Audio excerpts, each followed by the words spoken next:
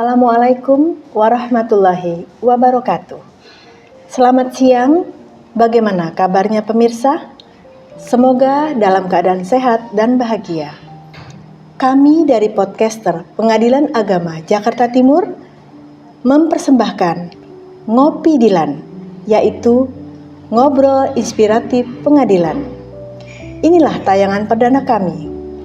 Tentunya kami berharap agar tayangan Ngopi Dilan ini dapat mengupas hal-hal yang ingin diketahui oleh pemirsa terkait seputar pengadilan agama. Pemirsa yang berbahagia, kami akan memperkenalkan narasumber kami, yaitu Bapak Dr. Andes Haji Subhan Fauzi, SHMH. Beliau sebagai Ketua Pengadilan Agama Jakarta Timur. Assalamualaikum yang mulia. Selamat siang Bapak. Waalaikumsalam warahmatullahi wabarakatuh. Selamat siang Ibu. Terima kasih. Bagaimana kabar Bapak hari ini? Alhamdulillah baik. Alhamdulillah. Kami ucapkan terima kasih atas kehadiran Bapak pada hari ini untuk acara Ngopi Dilan, ngobrol inspiratif pengadilan di sela-sela schedule Bapak yang begitu padat. Izin di tayangan perdana ini kami ingin menggali lebih banyak lagi apa saja sih yang menjadi kewenangan dari pengadilan agama.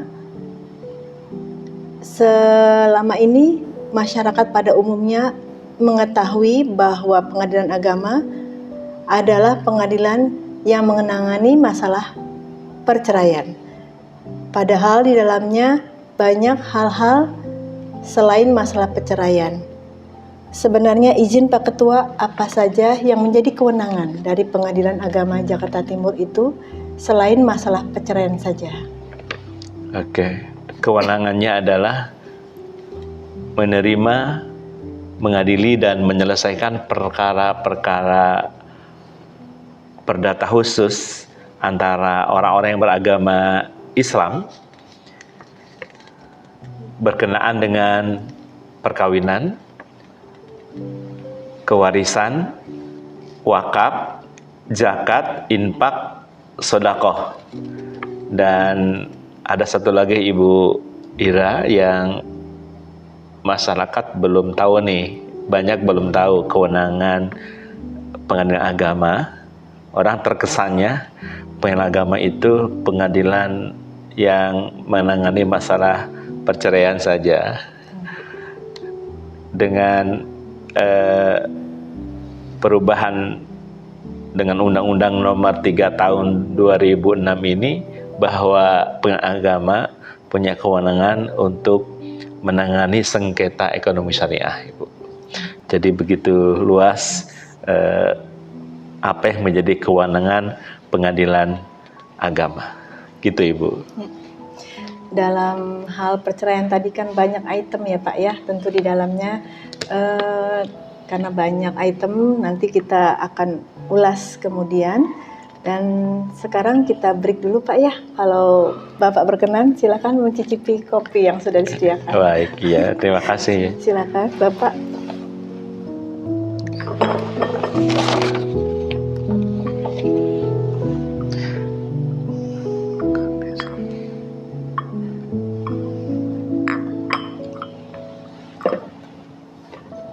Baik, Bapak kita lanjut ya Pak ya, sudah.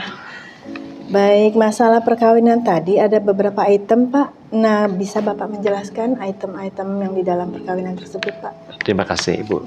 Dalam penjelasan Undang-Undang Nomor 7 Tahun 89 itu ada 22 item terkait masalah perkawinan.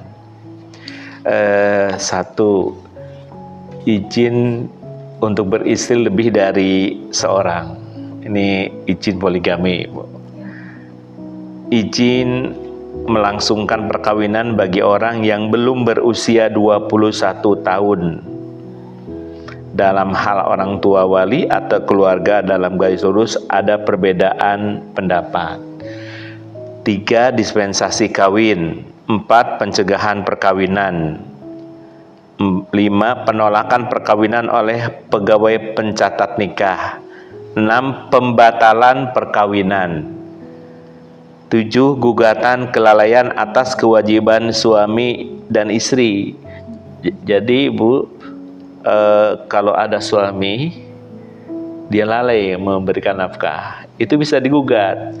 Tidak harus melakukan gugatan cerai, gugatan saja ke pengadilan bahwa seorang suami itu tidak menafkahi istri dan keluarga. Kemudian perceraian karena talak. Yang 9, gugatan perceraian. 10. Penyelesaian harta bersama. 11. Penguasaan anak-anak. 12. Ibu dapat memikul biaya pemeliharaan dan pendidikan anak bila bapak yang seharusnya bertanggung jawab tidak mematuhinya. Jadi ibu juga bisa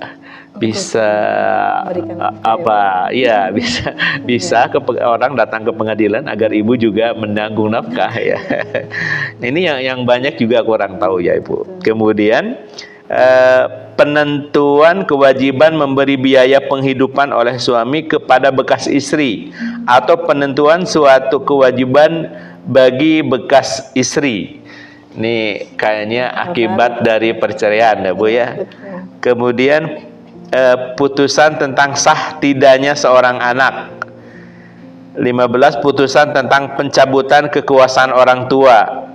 16. Pencabutan kekuasaan wali. 17. Penunjukan orang lain sebagai wali oleh pengadilan dalam hal kekuasaan seorang wali dicabut. 18. Penunjukan seorang wali dalam hal seorang anak yang belum cukup umur 18 tahun yang ditinggal kedua orang tuanya. 19. Pembebanan kewajiban ganti kerugian atas harta benda anak yang ada di bawah kekuasaannya. 20. Penetapan asal usul seorang anak dan penetapan pengangkatan anak berdasarkan hukum Islam. Nah ini juga ada istilah adopsi Bu ya. Ini tabani kalau dalam istilah fikih Bu ya, tabani. Jadi mengangkat anak itu bisa juga diajukan ke pengadilan. Kemudian putusan tentang hal penolakan pemberian keterangan untuk melakukan perkawinan campuran. Yang 22, pernyataan tentang sahnya perkawinan yang terjadi sebelum Undang-Undang Nomor 1 Tahun 74 tentang perkawinan dan dijalankan menurut peraturan yang lain. Ini Ibu detail perkara perkawinan yang ditangani oleh pengadilan agama. Begitu Ibu. Terima kasih Bapak, luas sekali rupanya Pak ya. Itu jangkauannya Pak sampai ke arah anak juga, adopsi juga ada ya Pak? Betul ya. Baik Pak, nah ada hal yang ingin kami tanyakan. Apakah jika para pihak ingin mengajukan gugatan, itu apa yang harus mereka tempuh? Jika sudah masuk ke pengadilan agama, seperti apa Pak prosesnya itu? Terima kasih. Jadi kalau orang punya masalah nih ke pengadilan, punya masalah keluarga yang tadi, karena juga pengadilan agama disebut dengan pengadilan keluarga. Dia punya masalah, ingin masalahnya selesai. Oke lah, kita ambil masalah yang sering, perkara perceraian. Orang ingin bercerai. Jadi kalau seorang istri mau bercerai, itu mengajukan gugatan cerai.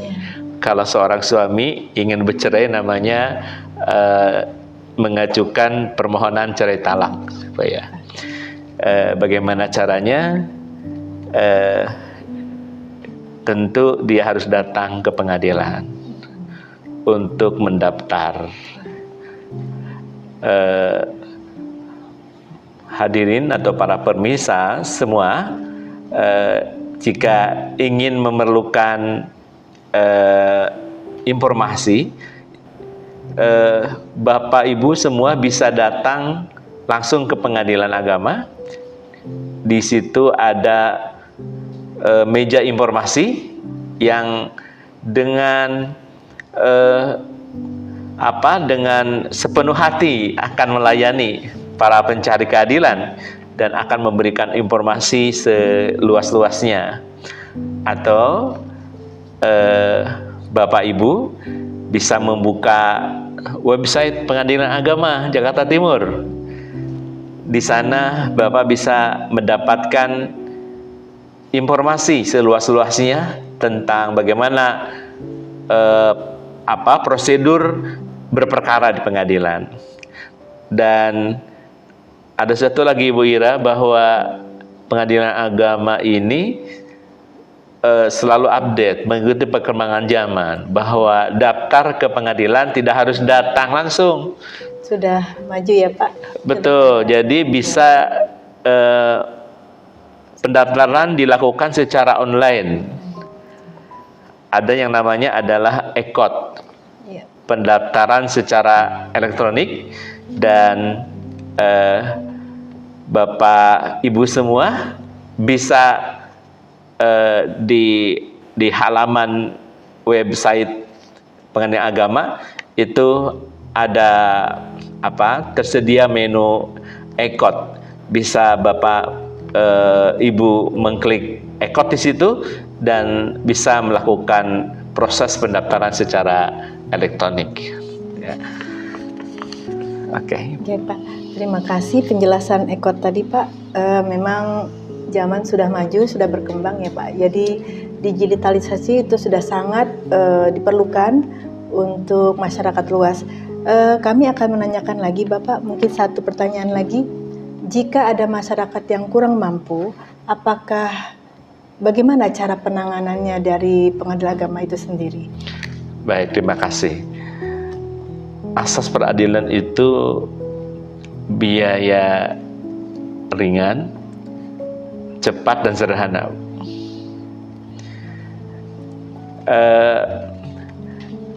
Bapak Ibu, Pengadilan Agama menyediakan informasi tentang biaya perkara, dan itu tersedia di website. Dan bagi masyarakat yang tidak mampu, Ibu, itu bisa mendaftar secara gratis.